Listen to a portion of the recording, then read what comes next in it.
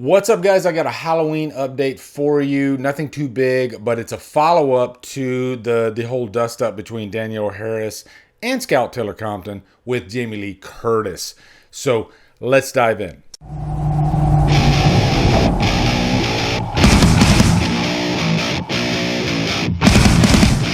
What's up, guys? Welcome to a brand new video. It's been about a week. I went home, spent some time with my family. Kind of an early Thanksgiving type deal.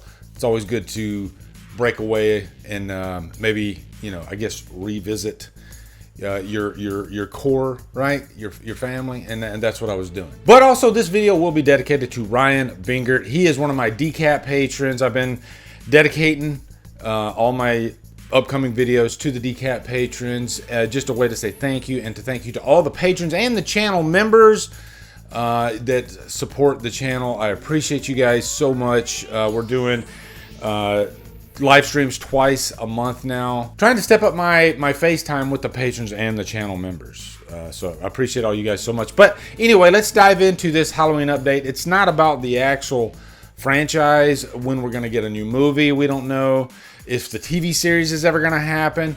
We don't know. Let me know down in the comments which one of those you would rather have, or if you just don't want one right now. But this is about Danielle Harris, Scout Taylor Compton, and Jamie Lee Curtis. Now, if you remember, I think it was a year ago, something like that, Danielle Harris and Scout Taylor Compton, on their podcast, they talked about, they always wanted to meet Jamie Lee Curtis and have this photo op and just share how much they admire her. And it didn't go that well at all. It went pretty horribly in their mind. And we wanted to be introduced to her, and Malik had said he would try, but he was nowhere to be found. He was off doing his thing. And then we asked some of the guys from Blumhouse if he would bring us up there, and he was like, I don't know. And there was a line of people for a minute taking pictures with her, and it was like, and random. It was her goodbye. It was her goodbye. Of course, it's like a big moment. And, so I was like, oh, she's talking to everybody.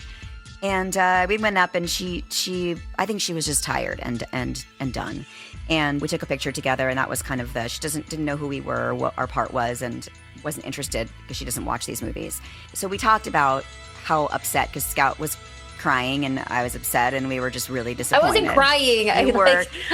I just am emotional, so when I And if you want to go back and watch that entire video telling the whole story, you can. I'll put a card to listen to that. But yeah, basically, in a nutshell, it just didn't go that well because Jamie Lee Curtis was really tired. That's probably one of the reasons. She was at the tail end of the Halloween Ends promotional circuit.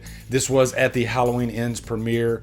So yeah, I definitely get that. There was a lot of opinions on both sides of that argument. To my surprise, I found out that Danielle Harris, on her podcast, she and Scout interviewed Ellie Cornell. You don't see Ellie Cornell coming out that often. You don't see her in the spotlight. She keeps quiet. You don't see her on social media that much at all. So I've always admired Ellie Cornell. Just how great she was as Rachel, one of the greatest final girls in my mind ever.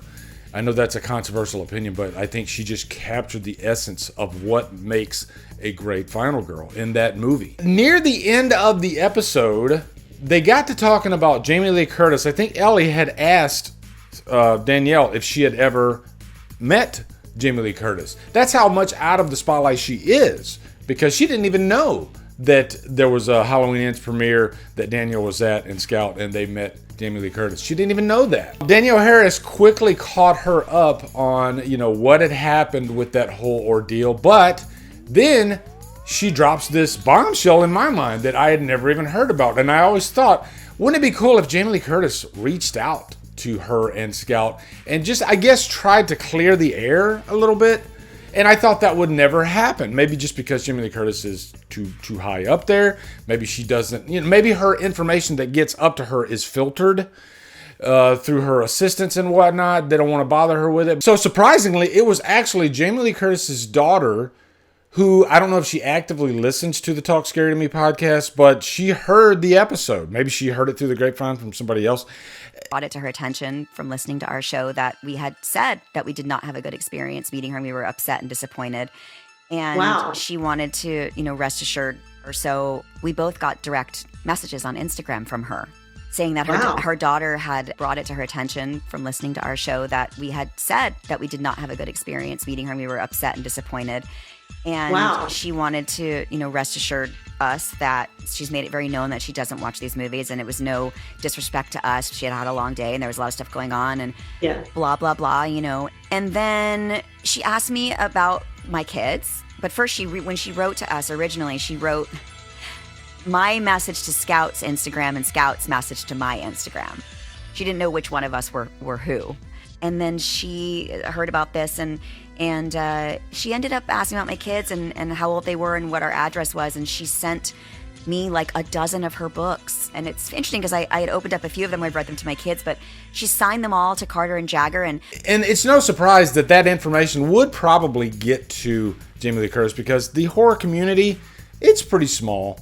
And sure enough, it did. And Jamie Lee Curtis reached out through, I think, the DMs, through Instagram. She reached out to both of them individually. I don't know if I want to say is she apologized, which I think she did, but she did offer her side of the story and I guess where her mindset was at. But she even sent Danielle Harris's kids children's books. And so I guess everything's kind of, on the good side of things now between them. And that's really cool. I think, wouldn't it be cool if we do see another photo op between them down the line? And it's, under much better conditions. I think that would be really awesome. And this news, I actually heard it on the plane because I downloaded the episode when I was flying home to see my parents.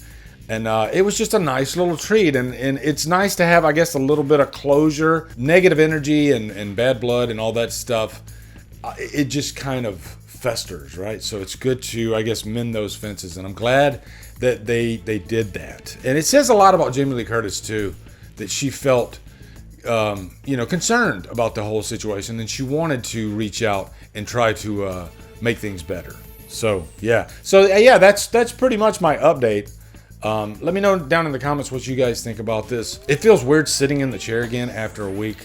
It's almost like not starting over, but you do get a little bit of the jitters. I don't know what it is. It's very weird. But it's been so long, I can't even remember fully my outro now. I guess I'll wing it and say, come over to Killer Flicks, where we talk horror all day and every day. And on Fridays, we do Free for Fridays.